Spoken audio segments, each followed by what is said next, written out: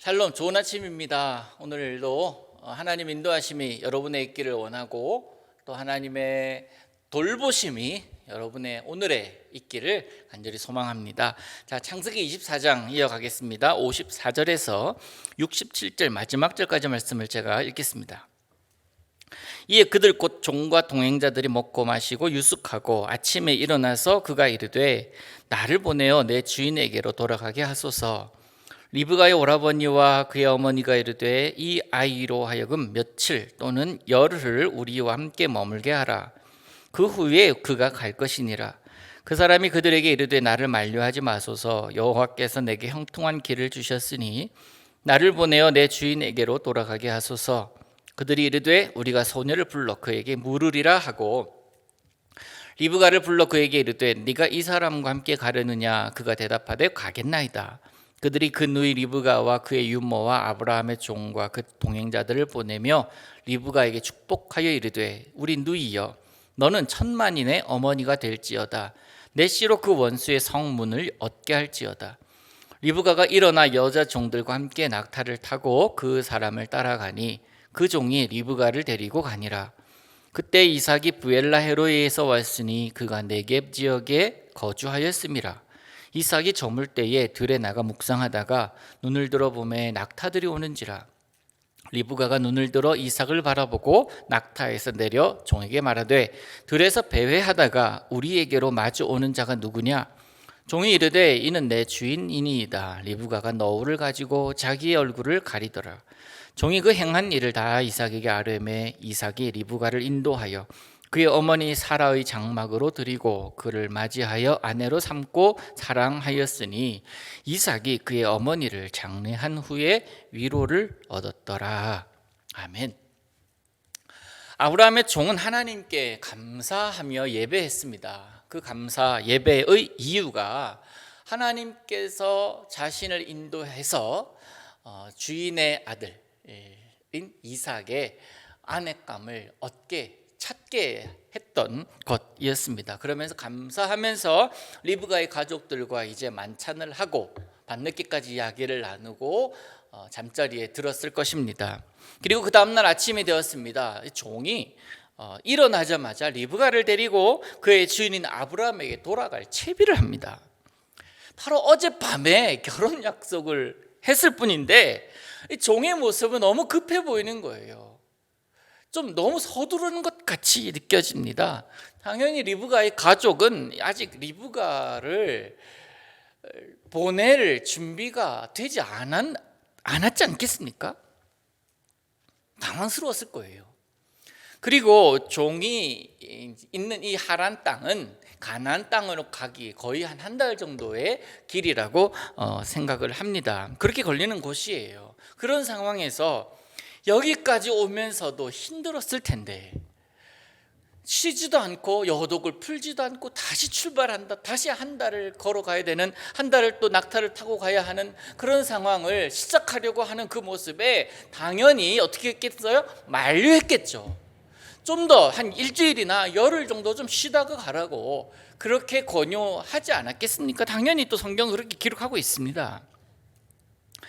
그런데 이 종은 여독이 문제가 아니라 서둘러 길을 떠나려고 합니다. 그 이유가 있을 거예요. 몇 가지 생각해 볼 수가 있는데 하나가 뭐냐면 이 종의 마음에 하나님께서 전적으로 인도하셨고 전적으로 결정하게 하셨고 이 혼사의 주관자가 하나님이심을 믿었지만 혹시나 사람이기에 하룻밤 지나고 난 다음에 리브가 보내는 게 좀 아쉽다라고 생각하지는 않을까. 이 리브가의 가족들이 마음이 바뀌지는 않을까 하는 그런 마음이 있었지 않았을까. 성경에 있는 얘기는 아닙니다. 그냥 상황을 판단해 볼 때 그래요. 또 하나는 또 뭐냐면 종의 주인인 아브라함이 지금 나이가 몇입니까? 언제 어떻게 하나님의 부름을 받을지 모르는 상황에서 서둘러야 될 필요가 있다라는 생각을 이 종이 했던 것 같아요. 그래서 하루가 하루 빨리 가고 싶은 마음이 있었기 때문에 지체할 이유가 없었던 거죠. 이런저런 이유들을 다 종합해 볼 때에 이 종이 서두르는 이유는 얼른 이 사실을 주인 아브라함에게 전하고 싶은 마음. 하나님이 인도하셨다, 하나님이 지켜주셨다, 여호와의 일회를 또 한 번 경험했습니다라고 하면서 자기 종에게, 자기 주인에게 이야기를 하고 싶은 마음이 이 종에게는 있지 않았겠습니까? 종이 돌아가고자 하는 뜻을 굽히지 않습니다. 그러니까 자, 가족은 리브가에게 물어봐서 리브가가 준비가 됐으면 오케이. 리브가에게 물었는데 어차피 리브가는요, 자신이 갈 준비가 안 됐거든요. 주변 정리가 하나도 안 됐지 않습니까? 그 주변에 있는 자기의 친구들과 자기 가족들과 인사도 제대로 못하고 떠날 판인데, 리브가는 당연히 그러니까 좀 천천히 갈게요 라고 하지 않았겠냐 말입니다. 부모님과 이별하는 시간도 필요합니다. 소중한 시간들, 그 시간들에 대한 감사 표현도 필요할 것입니다. 당연히 그래서 리브가는 시간을 달라고 대답을 할 것이기 때문에 본인에게 맡겼는데, 웬걸요? 이 가족들이 뒤통수를 맞잖아요. 가겠습니다 라고 얘기를 하거든요. 가족들이 할 말을 잃었을 겁니다. 종이 리브가를 만난 지만 하루도 되기 전에 다시 가나안 땅으로 이제 갈 판입니다. 출발합니다. 출발하기 전에 리브가가 축복받아요. 60절을 보시면 리브가에게 축복하여 이르되 우리 누이여 너는 천만인의 어머니가 될지어다. 천만인의 어머니가 될지어다. 내 씨로 그 원수의 성문을 얻게 할지어다. 이렇게 축복을 받습니다. 이건요, 아브라함이 받은 축복과 굉장히 유사합니다. 여러분 22장 17절을 좀 보시면 제가 읽어드릴게요. 22장 17절, 내가 내게 큰 복을 주고 내 씨가 크게 번성하여 천만인의 어머니가 될 것이다 라는 축복과 비슷하지요. 하늘의 별과 같고 바닷가의 모래와 같게 하리니 내 씨가 그 대적의 성문을 차지하리라. 너무나 비슷한 말씀 아닙니까? 이렇게 해서 리브가는 가나안 땅을 향해 출발하게 됩니다. 결혼하러 이제 이삭을 향해서 가는 중이에요. 저희 부모님 세대까지는 잘 모르겠지만 그 이전의 세대, 할아버지 세대는 어쩌면 이게 당연한 모습일 수도 있을 것 같아요. 배우자의 모습을 알지도 못하고 첫날 밤에 알게 되는, 결혼할 때 알게 되는 그런 경우가 우리들에게도 있었지만 지금 이 상황이에요. 이삭이 어떤 사람인지, 어떤 외모와 어떠한 것을 모습으로 살아가는지 알지 못한 채 리브가는 떠납니다. 그리고 또 리브가가 그냥 혼자 가지 않아요. 유모가 함께 가는 것을 보면은 그 가정도 나름 유력한 집안이다. 그래서 이삭이 가지고 있는, 그러니까 종이, 하나님께서 아브라함 자기 주인에게 은혜를 주시고 복을 주셔서 그들이 유력하게 되고 많은 것을 누리게 되었기 때문에 그것을 보고서 이 리브가가 팔려오는 것이 결코 아니라는 것을 우리가 알 수 있어요. 그의 가지고 있는 재물을 보고 결혼하는 것이 아님을 알 수가 있습니다. 리브가 역시 하나님의 인도하심, 이 만남은 하나님의 큰 그림 아래에 있음을 느꼈고, 이들 역시 하나님을 알던 자였어요. 희한하게 하나님을 알던 자들이었습니다. 아브라함에게 임하셨던 그 하나님께서 이들을 알게 하셔서 이들의 고백도 있었잖아요. 여호와로 말미암음이니이다.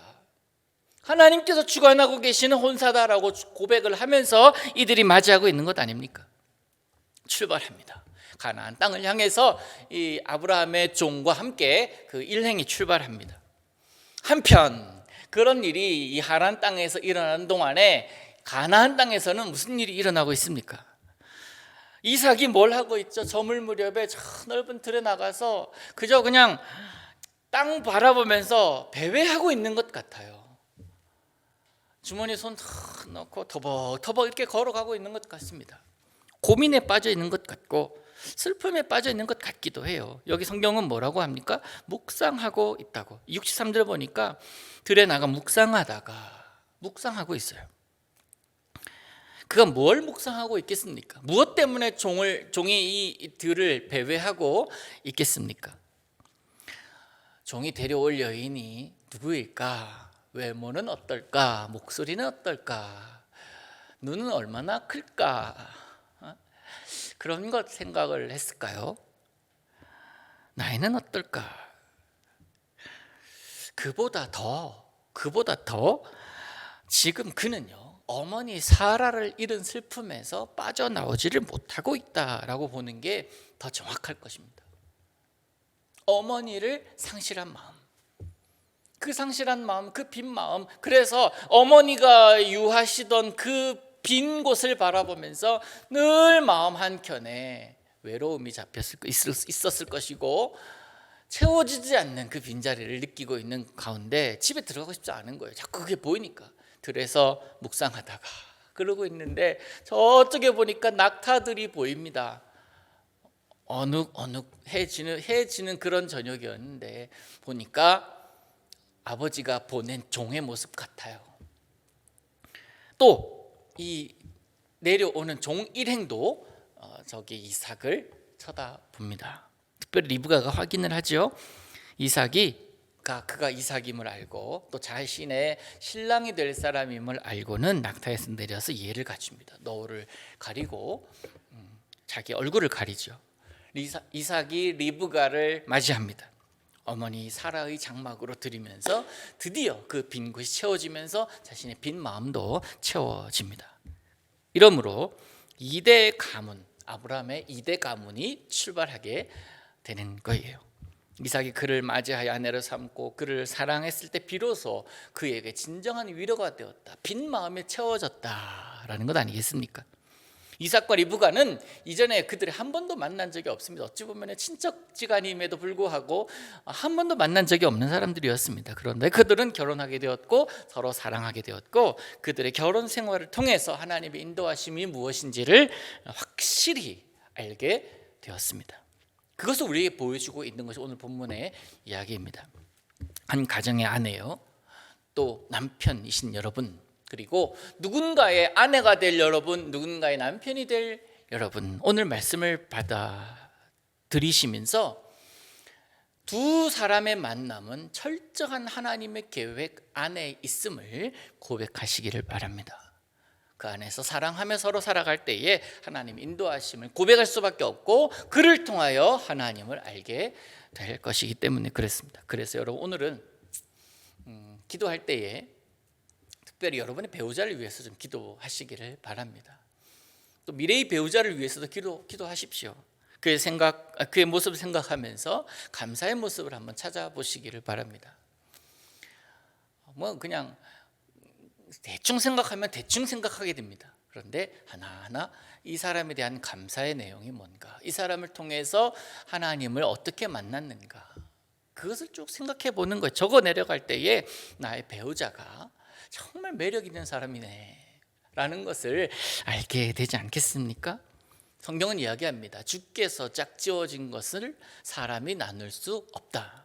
세상이 나눌 수 없다. 주님 오실 때까지 우리는 주께서 짝지으셨으니 지키고 사랑하며 살아가야 되는 존재들임을 여러분 기억하시길 바랍니다.